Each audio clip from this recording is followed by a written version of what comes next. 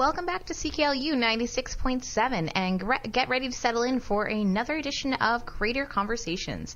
This is your host, Jess, one of the co-founders of Our Creator. And for the last number of weeks, I've been taking you on an adventure to meet all sorts of amazing Sudburyans to give you an insight into the inner workings of the movers and shakers in our city.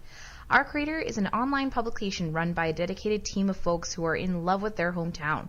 Check out www.ourcreator.com, that's OURCRATER, for updates on events, businesses, product review, top 5 lists of just about anything you can imagine. We have got you covered. While you're at it, you can look up Our Creator on Facebook, Twitter, and Instagram for updates straight to your newsfeed. This week on Creator Conversations, we are talking with Nico Taus, a name you might not be familiar with, but his work you certainly are.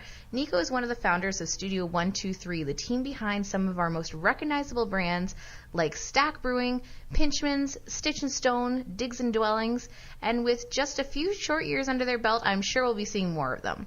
Studio 123's approach to design is simple. They want to design a world that communicates better. Maybe easier said than done, but I think their work speaks for itself with its no muss, no fuss approach.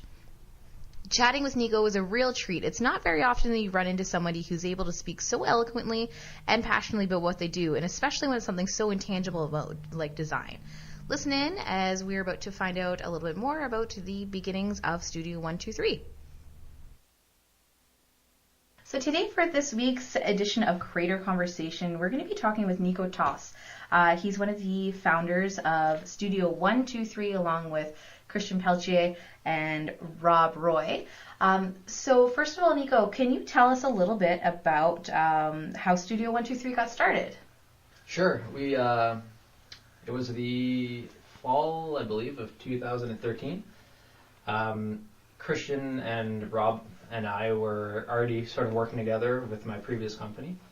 And we just had a really good chemistry, and each of our skills really complemented each other.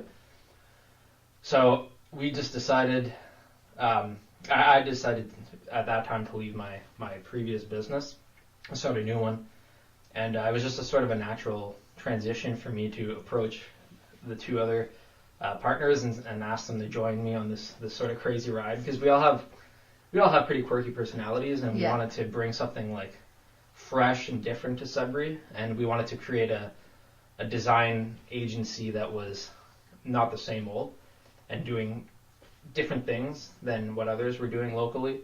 And I had to ask Christian, because he's just got a crazy imagination, and he's just like larger than life.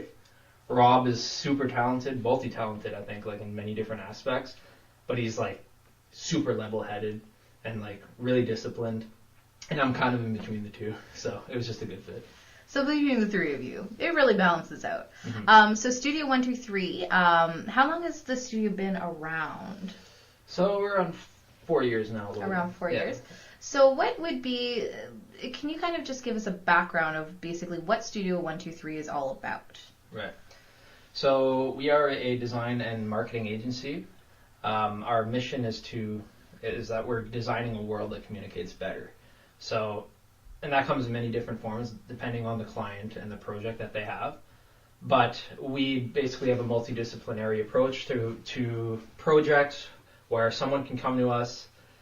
Their assignment can be as broad as, I've been running my business for a couple of years and I really want to take it to the next level and I don't know how. Or sometimes they come to us with a specific goal in mind. But we kind of offer the full gamut of creative services. So that's anything from naming and branding, which we do a lot of. We've done Stitch and Stone, Pinchman's, local brands that people know. So yeah, a lot of branding. So packaging as well, like Stack Brewery. We do a lot of work with them. We do all their packaging. And a lot of web work. So most of our business is online nowadays, so web design and the such, and online marketing, so Google Ads, AdWords, Facebook, social media ads, and that sort of thing. So what do you think it is really that sets Studio 123 apart from other agencies that are similar? Honesty, I think, and not in a... That's a good quality. Not in a typical sense. We believe, we actually truly believe in like our mission, which is we're designing a world that will help someone's business communicate better, because at the end of the day, it all comes down to communication. And we truly analyze everyone's circumstances individually, and we don't sort of use a blanket approach on all of our clients in the same way that others sometimes do. Basically, like, we'll analyze someone's business, their situation, we'll come up with a custom approach for them, and we're only going to try to sell them things that will actually help them communicate better. Because if you can communicate better, you can reach your audience, and you could sell whatever it is you're trying to sell, a product or a service. As opposed to other companies sometimes where they'll just develop something and they'll just try to sell it to everybody, or they'll just, they want to make more sales, so they'll suggest things to clients that honestly is a waste of money. That aren't necessarily the most valuable to the client. Exactly. And we're not afraid to say, you know what, like sometimes we'll have a client come in and say, I think I need this, or I've been told I need this, and we'll look at it and say, honestly, you don't need that, and it's a waste of your money. Even if that means we will lose a sale on that, we'll look at it subjectively and objectively and come up with a solution that will actually help. And I think that's something that sort of philosophy sort of translates to how we treat our clients, how we treat our employees, and the sort of difference that we want to make in Sudbury. Because we're proud to be a local business. We do business like also in Toronto and Ottawa and some in Quebec, but we want to make Sudbury a better place at the same time. And so we do a lot of sort of like volunteerism, a lot of pro bono work for local sort of organizations and things to sort of help the city develop. So you mentioned already a few of the Sudbury businesses that you work with, but can you tell us more about some of the other clients that you're working with locally? Sure. Most of our clients are local. Some that you might recognize is Digs and Dwellings. We did their naming, their branding, and all their subsequent advertising products or advertisements rather since their launch. So that's been like signage, printed materials, their website, social media presence, and some online marketing. We've worked with like local dealerships, like a lot of Palladino's dealerships. We've branded. What else? Like a lot of francophone clients. So Le Café Francophone, which is a French cultural center in Sudbury, we've been working with since day one. A lot of education, actually, which I always kind of forget right off the top, but we do a lot of work with the French Public School Board, so the CSPGNO, we're their agency of record, so we help them sort of grow their the amount of students that they have every year. And we work with Laurentian University. It's kind of it's like I said, it's a wide sort of gamut of clients. We've been able to help each of those clients grow, and that's something we're proud of.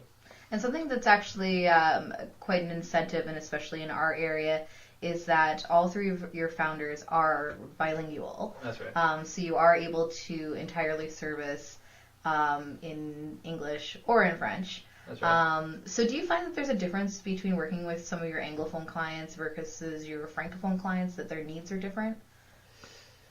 I wouldn't say the needs are different, but how we approach it is definitely different. The francophone community in Northern Ontario is definitely different than the English community, if you will. There are sort of like cultural subtleties, I guess, between the two. One thing, if I was to make a sort of broad generalization, if you will, like the French community is very, they have la joie de vivre, the joy of living. They're very passionate people, cultural.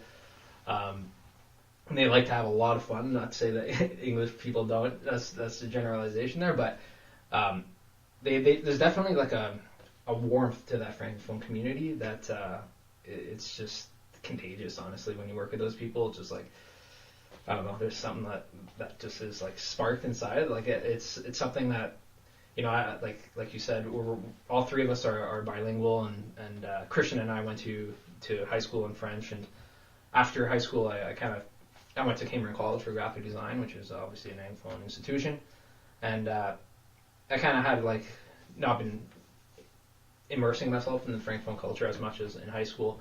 And I was kind of like starting to kind of like fall to the wayside. And then when I started Bureau, we started working for some francophone clients, and it wasn't until then that I actually got like. I got that bug, if you will, like working with a couple of francophone, for example. It showed me that there's people that are really, like these are like, it's a minority culture, but they're so passionate about what they do that it's infectious. And I really saw the importance in the work that we do to help our community grow, basically. So with one of the maybe more recognizable brands that you guys have worked with at Studio 123 would be Stack. Mm-hmm. So they have a very identifiable logo. So creating something like a brand image for Stack, where do you start with the concept? How do you even begin with something like that? Right. It's kind of a collaboration. Sean from Stack is a really colorful personality. He's got like such funky ideas. So actually, he's usually the one that'll like come to us and be like, I have an idea. What do you guys think about it? And we'll kind of meet and kind of bounce the ball back and forth. And he'll usually come up with the name for the specific like the drink, the beer that they're releasing, and then usually it's up to us from there to create a look for it. So there's definitely we got to know about the drink. What kind of drink is it? Is it an IPA, or is it a Belgian blonde or whatever? It's got to sample a few to come up with the design. There's definitely a lot of sampling going on, and but we like to have fun with it. So usually the names are colorful on their own, so that usually evokes some sort of imagery in our minds. A lot of the labels have been sort of have had a relevance to the local community. So whether it's a Saturday Night label that has the big nickel on it, or Stack 72 that has the stack on it, or Valley Girl or whatever, like they have that local theme. But there are others that are just totally funky that we like to have fun with, and we usually kind of just come up with a couple iterations and fire it off to them and see if it fits their sort of essence, if you will, and then we celebrate by cracking a few. That's with every client. Yeah, basically. That's one that we definitely have a lot of pride in, and obviously it has a local impact, but there's been a lot of Sudbury expats, if you will, that live elsewhere in Canada or whatever, in the States, that they really latch onto the brand because it reminds them of home, and they get beers and they bring it down to their friends, or they get merchandise and rep it wherever they are.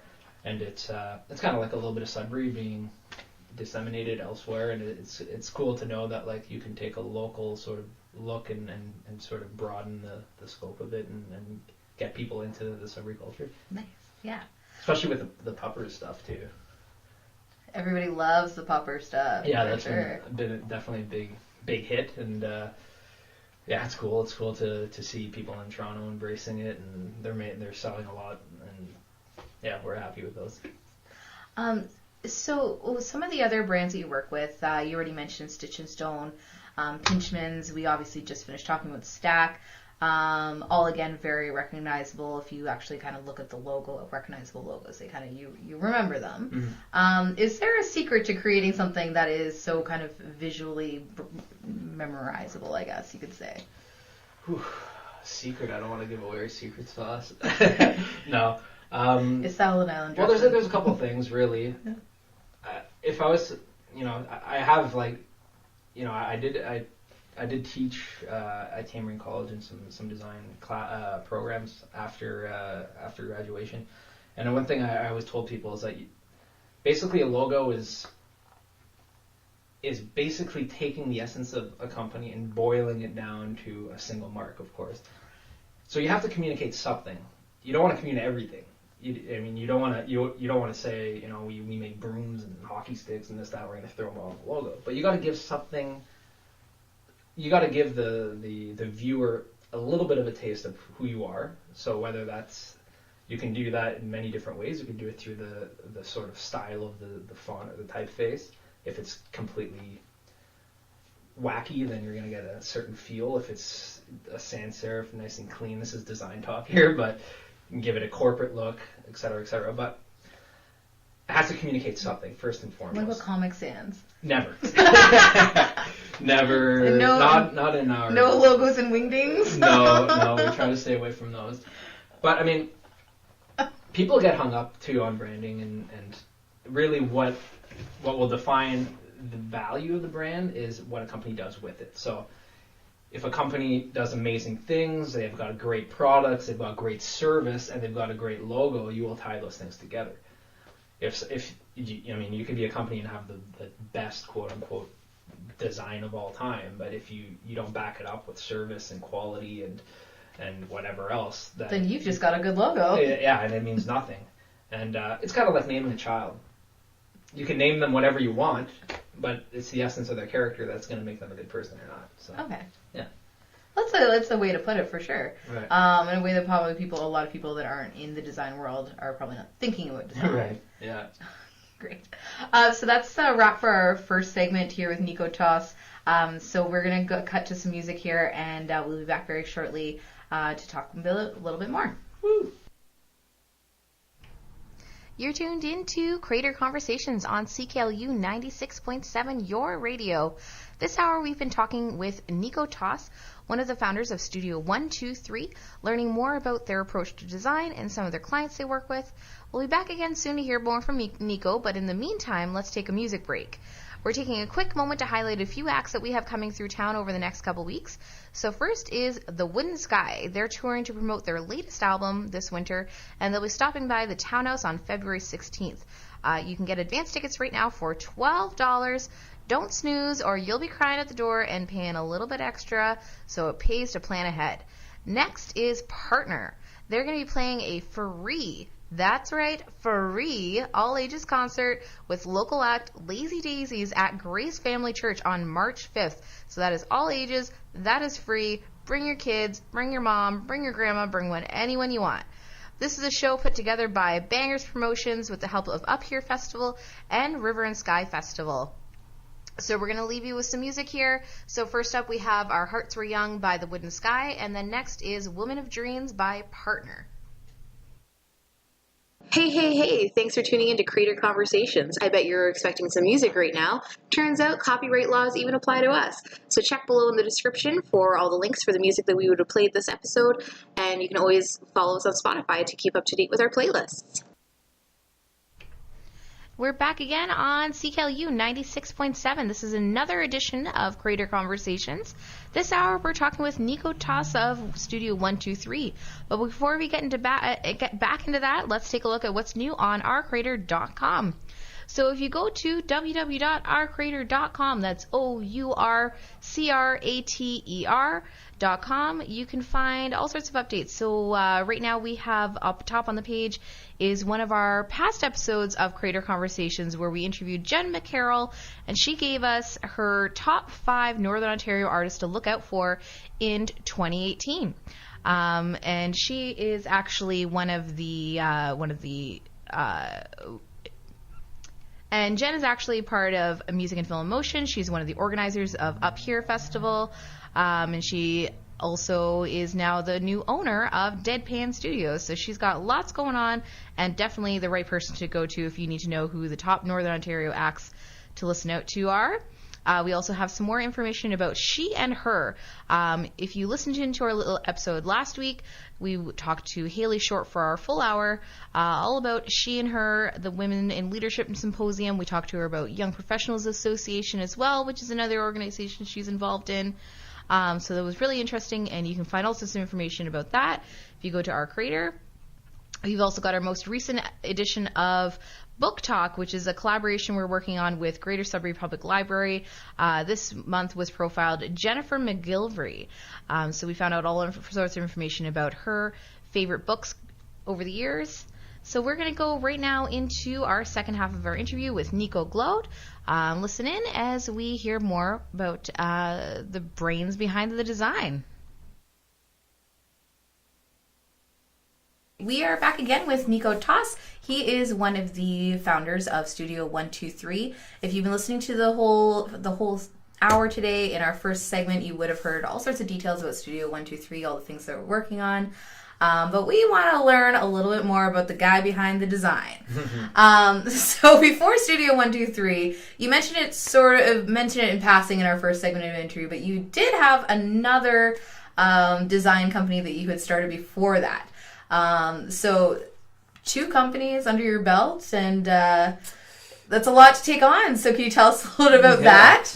Yeah, so I don't know. I've always kind of had an entrepreneurial side of me, and that actually comes from, I attribute it to sort of, when I was younger, I was in a punk rock band, and the guy, Frank Chartrand, the guy I started the business with, the first business, Bureau, was also in the band. And we had a sort of DIY ethic where we got to do it ourselves. So we took that sort of philosophy that we had from the band when we used to make our own band artwork, our own posters, organize our own tours, and et cetera, et cetera. And once we graduated from college, we both sort of temporarily worked at a couple of local companies, but we just didn't feel that people were on to what we wanted to do and bring to Sudbury at that time. This was 2008. We were both 20 years old, so we were like, you know what, we already have, it's just ingrained in our personalities that we want to sort of do it ourselves. So we said, let's just get together, let's do this, let's create an agency that is for 2008 and not necessarily for 1998. And at that point, at that time, there was, Facebook had just come out in 2007. Actually, MySpace was still around at that time. Yuck. And the web was changing in a very powerful way. So we wanted to sort of become the social media marketing / web design company for Northern Ontario. And we did that and started real small, just me and him out of his basement, or actually his apartment, which was upstairs on Larch Street, in my basement. I was living in New Sudbury at the time. We started that, we worked hard, and eventually we moved into our first office in the francophone, which is by the Saint-Anne-des-Pins Church, actually the oldest building in Sudbury. I think it was built in 1881 or something like that. Crazy. Really? Yeah. And we worked there for a little bit, and then we eventually moved out to Elgin Street by the Laughing Buddha. We were there for a couple of years, or 2-3 years, and we grew the company, and I learned so much. It was like a really amazing learning experience. Kind of just, we threw ourselves to the wind and just figured it out as we did it, and it worked out. And then over the years, we were just like, we had different goals for the company, and around 2013 or 14, we decided it might be better to sort of split ways, and I started another business, and Frank kept with that business, and then he eventually moved to California. He's living in LA. Lucky. And then I started Studio 123 with the guys, and And here we are. Here we are 10 years later, so actually this year will be my 10-year anniversary as an entrepreneur, so it's cool. That's a pretty prestigious one. I guess, yeah. I'm pretty proud about it. Yeah, well, and the thing about being an entrepreneur and starting your own business, especially starting your own business at 20, is that, it's, you literally have to, how are we going to get paid? You have to figure that out. There's a lot of that, that's for sure. And, but I don't know, we had that drive and that passion, and I think we were, at that age, I would honestly say, any time in your 20s is kind of like a really great time to start a business, because, you're not fully established yet. You can take those risks, and we were too young to have kids or anything like that, so it was like, let's just do it, and whatever happens, happens, and if we have to eat crab dinner and peanut butter over and over again, then we'll do it. And that's what we did, and I think that's the best way to do it. It's fun. Just jumped in and just saw what happened. Yeah, I mean, that's the only way to do anything, I think, meaningful in life, is to sort of take a plunge. If you wait till something's 100% secure, you'll probably never do it. So. Mm-hmm. And now I know you're working on quite a few passion projects. Yeah. So I know you're working on a documentary right now. Can you tell us more about that? Yeah, so the documentary is called Cracks in the Road, and it's kind of retracing the history of skateboarding in Sudbury, and having come from the sort of music punk rock background, even earlier than that, I was into the skateboarding. I had started at an early age. My brother was a skater. He's a few years older than me, and I kind of took it on and fell in love with it, and it was kind of my first love, and it introduced me to a lot of things. And I kind of, I came up with that idea probably about 6 months ago. I got sort of interested in knowing how subcultures came to a remote sort of city like Sudbury before there was the internet, before it was an established thing, because it goes back pretty far. I'm not going to say it now because that's the sort of point of the documentary, is to see how far back it goes. But I just got sort of fascinated with the idea that at some point someone brought that sport here, because before there was like Tony Hawk Pro Skater and everybody knew about skateboarding, they saw it on TV and etc. or whatever. It was very unknown. It was a underground culture, so I wanted to know how that came around. How did people get skateboards before they had skateboard stores in Sudbury, that sort of thing.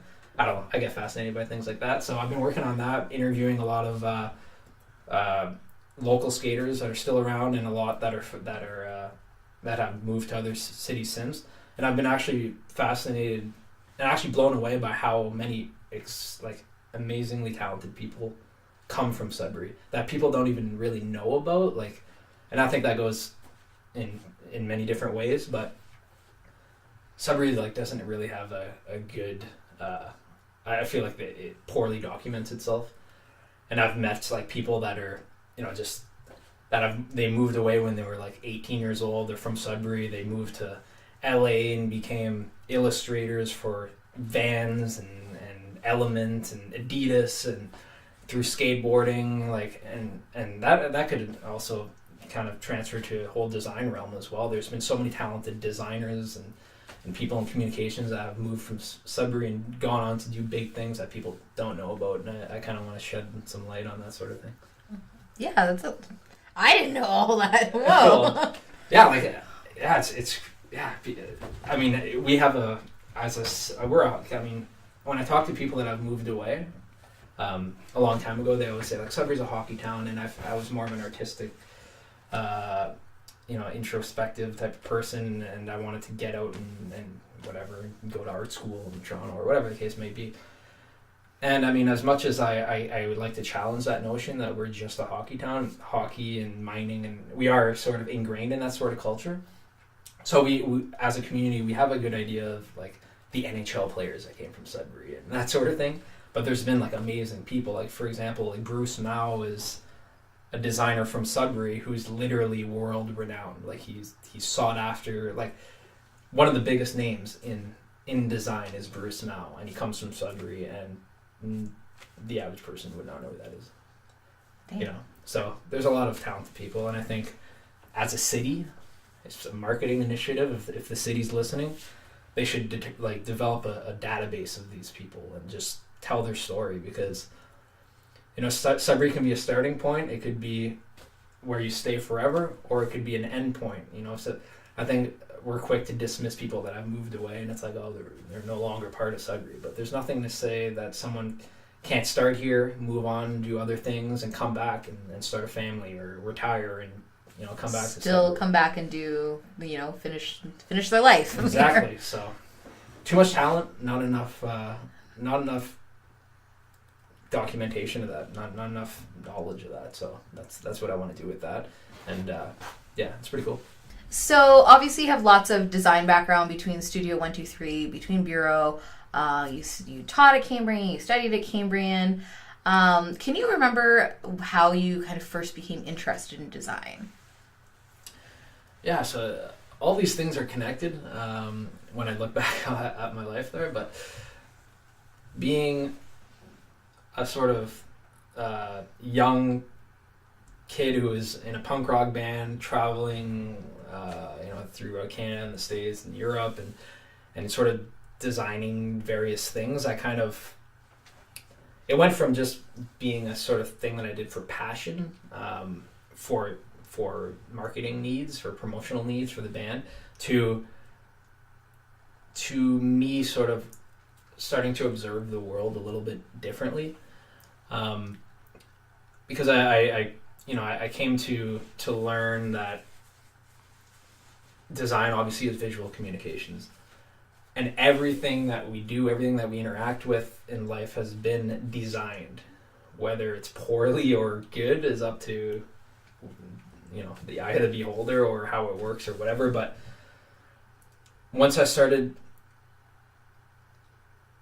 honestly, I didn't know what else I would want to do after college or after high school. I was always into sort of the visual, like drawing and making promotional stuff for the band. It was just a sort of natural choice for me to go into graphic design, and I was lucky enough to have parents that didn't give me any hard time about that.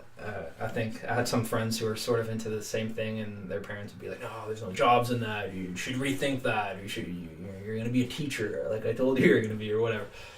So my parents never gave me a fuss, and I started graphic design. Now, honestly, I wasn't even sure at that point if I was going to continue with it, but it was just something I actually was mildly curious about. And the first year, actually, I wasn't really sold, to be honest with you. The program had a different coordinator and different staff at that point, and I feel like I was on a transition between sort of the art program and the new design program. So anyways, the second year we got Ron Beltrami as a coordinator, and he actually he blew my mind. And I think any student who went through the graphic design program will tell you that Ron is the one who kind of enlightens you and keeps you sort of fascinated throughout the entire thing. And he just taught me that everything you design, everything in the world that has any purpose is designed with intention. So I remember just I would leave his class and walk home from after school or whatever, and I'd be looking around and looking at the signage. You go to the grocery store and it just starts the lights start coming off in your brain. Wow, I never really it's just something that you don't notice until you really start learning about it.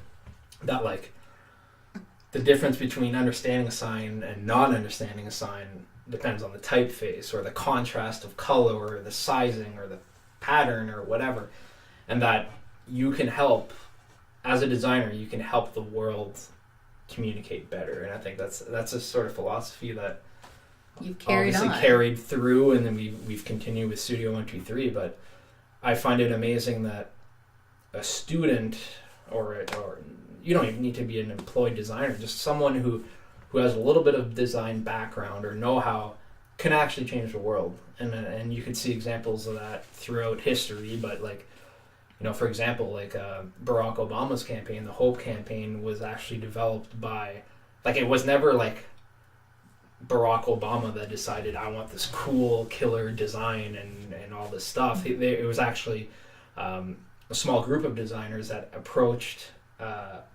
them with saying all these new tools are out, Facebook's out, Twitter's out, and people are communicating in a different way, and we believe that we can help you do that. And his sort of White House was open to that. And it took these sort of renegade kids to sort of develop the whole Hope thing. Shepard Fairey came up with the Hope poster with his silhouette or with that kind of color. Yeah, the illustrated face, and it just had Hope. That color block there. Yeah. And it literally took his campaign to the next level. It wasn't until that stuff started coming out that younger people were wow, this is speaking to me, and this is a sort of messaging that I associate with, and it looks great, and it's not the same old sort of establishment coming out. Mm-hmm. And it got him into the White House. Those sorts of stories. So when you look at a story like that, I mean, design really can make or break. It can. That's a perfect example of design being able to make or break a campaign, Yeah, exactly. And so there's the importance of design is incredible. The average person doesn't think about it because they're not, it's not something you think about. But everything that has that functions well has been designed. You look at a computer, a MacBook Pro or whatever. It's people when they think about it, they say, "Oh, it's nice, it's slick." But why is it slick? Because they took the time to reimagine what a computer can be. Get rid of all the keys you don't need. Get rid of all the buttons you don't need. Make it as slim as possible by getting rid of the the old network cable inputs and all that stuff, and redesigning the actual machinery inside so that you can use less and less space.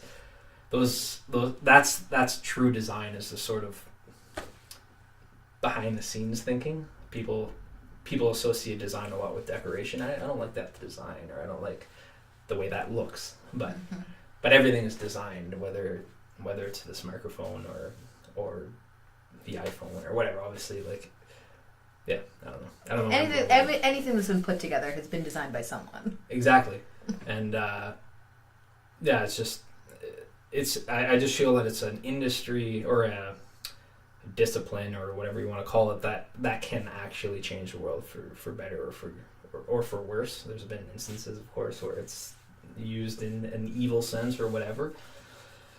But to know that, like, you know, that Christian, for example, could and others, not just Christian, but can come up with, we live up here, and put a nice design on it, and bring the sort of grassroots mentality to a sort of form that people can look at and think, oh, this looks pretty professional. It's something I want to. Maybe I'll go to their next festival, or I'll go to their next event or whatever. Like, that to me is it's humbling to be part of something. Yeah, like it makes that. a big difference. Yeah. So we're gonna head from here into our Creator Conversations questions, Nico. Yeah. So these ones could be kind of tough. I know, I warned you in advance. So Nico, who would you say is your favorite Sudburian? So my favorite Sudburian is someone that is totally below the radar.